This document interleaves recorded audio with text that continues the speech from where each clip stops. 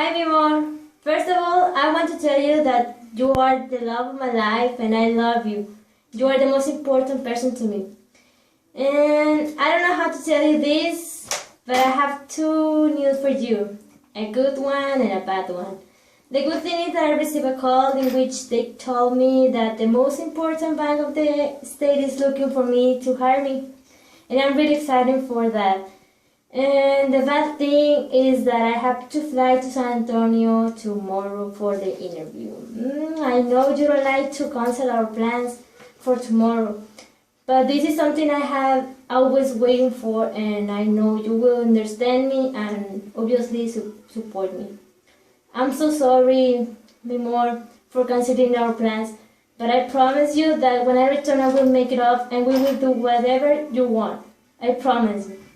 You know I love you so much and I'm so sorry. I hope to see you later. Bye, Mimor.